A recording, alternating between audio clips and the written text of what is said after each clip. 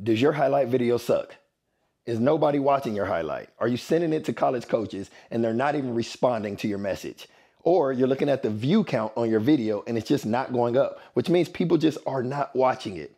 I'm gonna give you 10 keys to make sure that you create the best highlight video possible. I got my notes, I'm ready to go, and let's jump right into it. Number one is start with impact. What is impact, you ask? Impact is, what are the best plays that you have, period. If you take the whole season, the whole year, whatever it is you're creating your highlight video from, and you say, what are the best plays of the year? The highlights. What's the ESPN top 10? You know what I mean? We want the best of the best because that's what we want to start the video off with.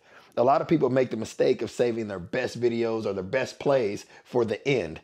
But I'm going to tell you what, college coaches probably will never make it to the end. Most of them, even when they like a film, they don't make it all the way to the end. You know, not until they really get deep into the recruiting process do they even take that kind of time. Most college coaches are going to watch the first 15, 20, 30 seconds, maybe 45, and they're going to determine right then if you're a recruitable athlete. So always, always, always start with your most impactful plays. Number two is we want to keep it short. Keep it short. What does that mean? In highlight video talk, keep it short means about 3 to 5 minutes. I personally like closer to that 3 to 4 minutes, but we'll just say a max of 5. Here's why. When a college coach clicks on that link and they see that your highlight video is 7 minutes long, 6 minutes long, 5 minutes and 45 seconds long, they're going to know there's not many players in the country that have 6 minutes worth of real highlights. That's number one.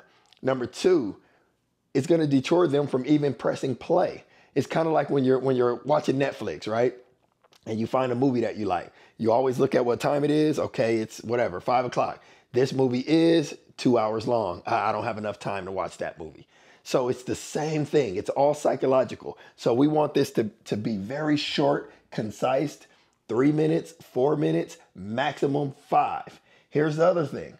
When you have these long, drawn out highlight videos, typically speaking, you're going to have plays in there that are not even highlights. They may have been good play for the moment. It may have been a good play in that game. It was 4th and 1 and you had a 2-yard run and you got the first down. Good job. But the college coach was not at that game. So they don't understand the magnitude of that run. So it should not be on there. So that's kind of the mindset. We only want to show the best of the best, period. So number two, keep it short. Number three is show your range. What's your range? Show your versatility. Show everything that you can do. Whatever the sport is that you play, you need to figure out what are key things that college coaches are looking for in that particular sport and that particular position, right? If you're a running back, we're going to show you running the ball up the middle. We're going to show you going around the edge. We're going to show you catching out of the backfield. We may show you lining up in a slot position and running routes. You want to show punt returns, kickoff returns. These are the things that show your range. What type of athlete are they getting? And are you just one-dimensional? Can you only do one thing, right? If it's baseball, are you only a shortstop? Well, can you play left field? What about center? You know, what else can you do? So you always want to show the range and show your versatility when you're creating that highlight video. Number 4, this one is simple. High quality footage. High quality footage. I need to stress this. With all the technology, all the iPhones, all the different things that we have access to now, make sure you have good, high quality footage. And high quality when it comes to highlight film is simple. Just make sure that it's clear. Make sure that it's clear. Make sure that it's not all pixelated and weird. Make sure the camera is not 300 yards back and everybody out there looks like they're this big. No, we want to make sure it's clear so that way college coaches can actually evaluate what you're doing on the field, on the court, on the track. They actually can see it. So make sure that that footage is clear. If you don't have clear footage, then you probably need to start over. right? Because you don't want to put something out there, because a lot of times college coaches are only going to click one time. That's it. If you send the email today, they're going to click it today. If you say, hey, I got a new highlight video next week, 2 weeks, they may not even click that second time because they didn't see anything worth coming back or worth watching again. All right, so let's go to number 5. Number 5 for me is highlight your highlight video. Highlight your highlight video. What does that mean? When I hit play on your video, I have to know who you are. What athlete are you on the field, on the court, wherever? Where are you? There's football. There's 22 players on the field. The play's getting ready to start. The ball snapped, and I don't even know who I'm watching. I don't even know who I'm supposed to be evaluating. You know what I mean? So you got to make sure that whatever software you use, if it's Huddle, if you have your own editing software, whatever that looks like, you need to make sure that you have the ability to highlight yourself in every single play, even the plays that may be considered obvious. It's a 100-yard touchdown run. Good job. I don't know if it's 100 yard, maybe it's 99. 99-yard touchdown run. Good job. But still, from the start of the play, where were you at? Here's why this is important. College coaches want to see the pre-snap. They want to see if you're a receiver, where you lined up at. Cool. Okay, now I know you're right here. Let me see what route you're running. Let me see what the defense is doing. They want to be able to analyze and break it all down. So if they can't find you until 3, 4 seconds, 5 seconds into the play, then that literally can distract from their ability to actually evaluate. And like I said earlier, college coaches are busy. So a lot of times they don't have time. They're not going to rewatch it 100 times. They're just going to let it flow until they get to a point where they've made their mind up, and then they're out. All right. Now, number 6. I might run out of space, huh? Number 6 is position skill and training. Now, what do I mean by position skill? So this is where you want to make sure that you have clips on your highlight video that show your skill at that position. If it's basketball and you're a point guard, you want to make sure you highlight your handles, your skills. So this could even be, you could even incorporate clips from a training session, with your trainer, and he's showing ball handles, showing you work through cones, different things that you can showcase that let them know that you are a very high skilled player, right? Football players, it could be your training. It could be stuff that you're doing in the gym. It could be you squatting, benching. It could be you out running on your own. It could be things like that that are just going to show the type of athlete you are and show the level of work that you're willing to put in as an athlete. But most importantly, we want to show those skills. We want to show the things that are going to separate you and make you different. That's what we're trying to highlight. Now, number 7. All right. Number 7. Don't overload the video. Here's what I mean by overload. If you go through all of your highlights or all of your clips from the season, overload is you take every single one of those and you say, this is a highlight. When in reality, we know that's typically not the case. So don't overload the video. And I'll put be selective. Remember, there are some plays, some things that happen. There are some things that it may have been a good play for you, but was it a good play from a college perspective, right? If you're a running back and if the lane is right here and instead of cutting, you bounce it outside, that could be a good run. You might have got 20 yards, but a college coach is going to be asking, why they didn't see that lane? They didn't see, why didn't they put your foot in the ground, cut, turn up field, and go get your yards?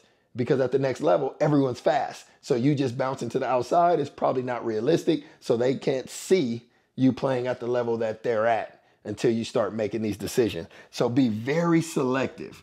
Don't just overload because it's a good play. Really think each play through so that way you understand what you're doing.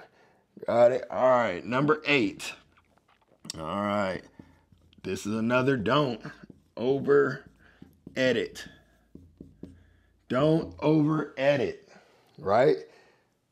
What does that mean? Over edit is when I hit play, you got music that comes on blasting. You got lightning bolts coming between plays.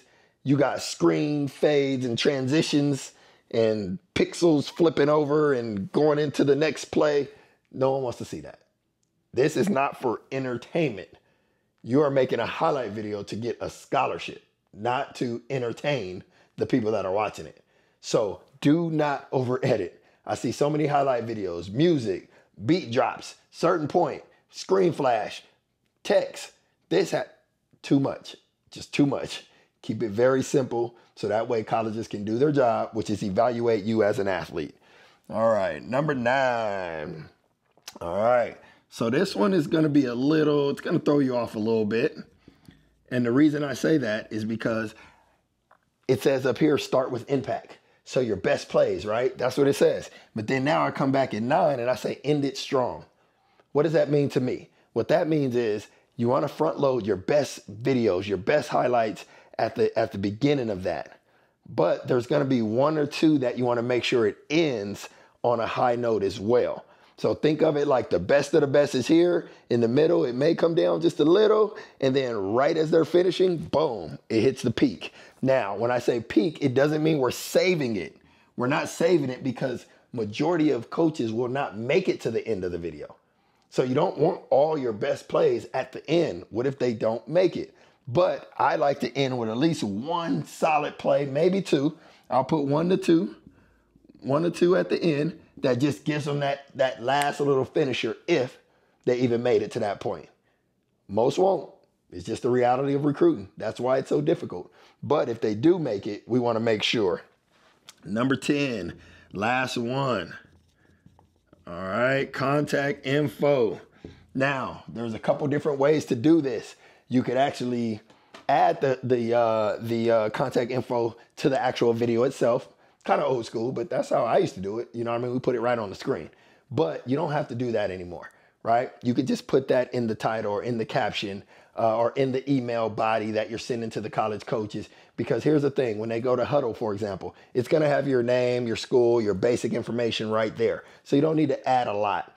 But when you send this out to college coaches or you DM college coaches, that's when you want to include contact information. That's when you want to make sure that they have a way to communicate with you directly, right? Because depending on what time of year, depending on your grade, they're going to want to communicate with you as an athlete. So let's do this. Name for sure, right? Got to have your name. I would also make sure your class of, so your graduation, what year are you? Because obviously that's one of the first questions that they're going to have. Are you a freshman, sophomore, junior, 8th grade? What are you? So we want to know your class, right?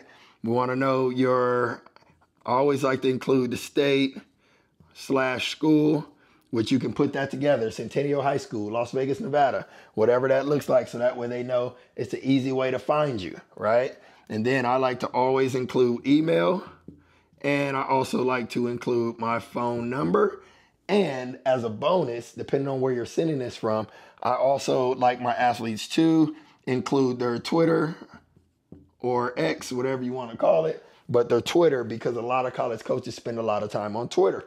Not so much on Instagram and things like that, but a lot of time on Twitter with DMs and checking and liking and reposting and doing all that good stuff. So we want to make sure we at least have those. These can be considered your basics, right? Basic info right there. That's all you want. You want to make sure that that's there. So here's what I want to do. Let's recap. Number 1, start with impact. Go all in right from the beginning. Boom. Best plays right up front. First 3, 4, 5, 6 plays should be boom, boom, boom, boom. Hitters, make them go, man, this kid can play. I like this. 2, keep it short. 3 minutes is where I like to be. 3 to 4 minutes, no more than 5. But you got to think about it. 3.5 to 4 minutes of great highlights is what you want. You don't want 5 minutes of mediocre. So, number 3, your range. Show your range. Show the different things that you can do. Show your different abilities. Show that you can catch, that you can run. Show you can jump. Show it all. Just make sure that when you look at that video, it really demonstrates everything that you can do. 4, high quality footage. Make sure it's clear. I don't care if it's from an iPhone, from a high-tech camera. It doesn't matter. Just make sure that it's clear and that a college coach can see exactly what they need to see when they watch it, right? Now we're gonna go number 5, highlight your highlight video. What does that mean? Make sure there's a circle around you. Make sure there's an arrow pointing. Make sure there's, on Huddle, it has to watch this. Make sure there's something that identifies you every single play, and ideally at the beginning of the play, as soon as possible. So that way the college coach can identify where you're at before the play even starts. 6, show your position skills. If you're in a sport that basketball, I gave the example earlier, show your handles. If you're a receiver, show you doing catching drills. Stuff like that. Show that skill set that takes you to the next level. Number 7, don't overload. This goes back to up here. Keep it short. Overload is when you get to the point you're like, man, my highlight video is 6 minutes and 45 seconds. It really shouldn't be. I know 5-star athletes that have 30, 40, 50 offers, and their highlight video is not 6 minutes long. So that should tell you right there. Unnecessary. Don't overload it. Be selective. Don't over edit. We don't need screen fades, color changes. We don't need it to go black and white and then come back in color. We don't need any of that. We don't need your name spiral out into the cloud. We don't need any of it. All right? Keep it simple. Let them do their job. Number 9, end strong. Save 1, maybe 2 plays. Just save them for the end. That way, if a coach does make it all the way through, they still see some good stuff at the end instead of the worst at the end. Only the last 1 or 2. That's all we need. Because remember, we want to front load. We want to start with impact. Now, 10, contact information. We already kept it simple. You see it right here. Your name, your class, your school, your state, your email, your phone number, your Twitter or your X, whatever you want to call it. And that's a good starting point. You could add stuff to this, but that's probably where you want to start. I wouldn't put too much more in front of it than what you see right here. So if you follow these 10 steps, you are literally going to have a higher quality, a more effective highlight video that college coaches will actually watch. That's the goal. As an athlete, you're trying to get recruited. In order for them to recruit you, they have to do an evaluation. In order for them to do an evaluation, they have to watch you play. Obviously, they can't watch you in person every game, so they're relying upon your highlight video to initiate the recruiting process. If they like what they see, they're going to contact, they're going to follow up, they're going to add you to the list, they're going to go through their process. So stay patient, keep working, but you have to follow these 10 steps to make sure you have a high quality highlight video that's actually going to get watched and going to help you get that scholarship. So with that, if you have not already, subscribe to the channel, watch this video again, take some notes, write it down, share it with the parents, do what you have to do because these are the 10 steps to help you out. All right? So once again, this is Mike Waters, Phase 1 Elite. I'm here in Las Vegas, Nevada, but I work with athletes all over the country. So if your goal is to get to the next level and get a scholarship and you're looking for some level of assistance, whatever that looks like for you on an individual basis, feel free to reach out and then we can set up a consultation and we can take it from there. I'll see you guys on the next video.